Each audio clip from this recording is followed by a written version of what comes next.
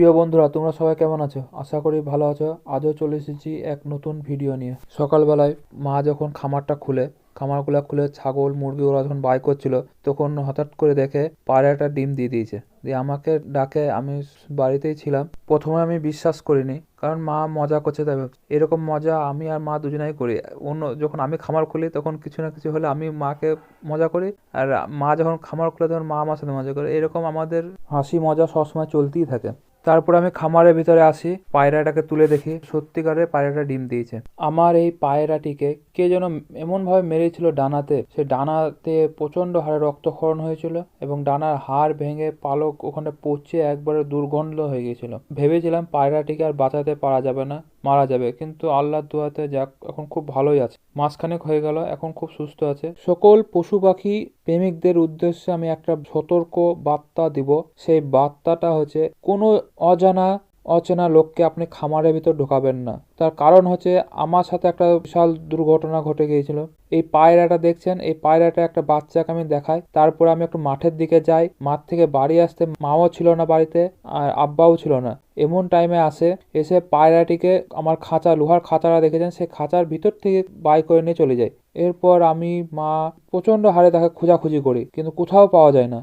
হঠাৎ করে মনে পড়ে যে ওই বাচ্চা ছেলেটার কাছে তো আমি দেখেছি পায়রাটা, তো আমি তার বাড়ির সাইকেলে আমি কিছু না বলে আমি ডাইরেক্ট ওর বাড়ি চলে যাই। তারপরে হ্যাঁ, ওর বাড়িতে যে দেখি আমার পায়রাটাকে সে বেঁধে রেখেছে, তার খোপের ভেতর ভরে রেখেছে। তারপরে আমি তাকে কিছু কথা বললাম। আমার পায়রাটি প্রথম ডিম দেওয়ার একদিন পর তার পরের দিন আরেকটি ডিম দেয়, দুটো ডিম দেয়। তার মধ্যে তার জন্য আমি জায়গা করব, তার জন্য নেস্টিং কিছু জিনিস নিব। দেখেন, এরা এই সব ধরনের কিছু কাঠি, শক্ত ধরনের কাঠি ওরা বেশি ইউজ করে।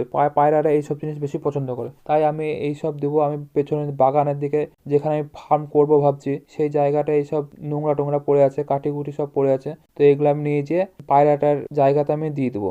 বাড়ির পেছন থেকে এই নেস্টিং গুলো তুলে নিলাম, নিয়ে চলে এসে আমি খামারের ভিতর ঢুকবো। খামারের ভিতর ঢুকে আমি যে জায়গাটা পায়রাটা আছে, সে পায়রাটার জায়গাতে আমি দিয়ে দেবো। এটা দিয়ে দেওয়ার পর সে নিজে তার নেস্টিং তৈরি করে নেবে।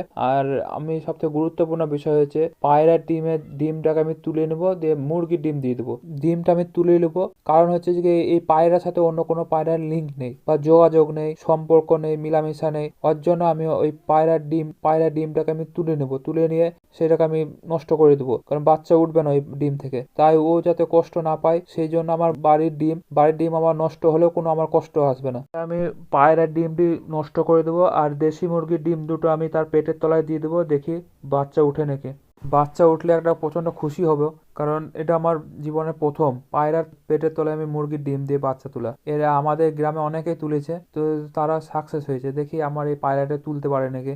না, বাচ্চা যদি নাও উঠে তাও কোনো কষ্ট হবে না, আর আমার বাড়ির ডিমে বাচ্চা উঠবে। মা বলছিল যে বাড়ির ডিমে বাচ্চা উঠবে না, আর আমি বলছিলাম বাড়ির ডিমে বাচ্চা উঠবে। তাই ডিমটাকে ফাটিয়ে চেক করা হলো, তো হ্যাঁ, লাস্টের দিকে জানতে পারবো যে ডিমে বাচ্চা উঠবে।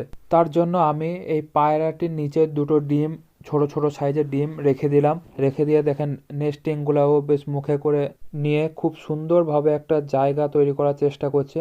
আমি আছি ওর জন্য সে বিরক্ত বোধ হচ্ছে, তাই আমি তাকে ডিম দুটো ঠিক করে রেখে দিলাম এবং সে নিজের মতন করে জায়গা করে নেবে। ও ওর মতন থাকুক, আমি খামার থেকে বেরিয়ে গেলাম।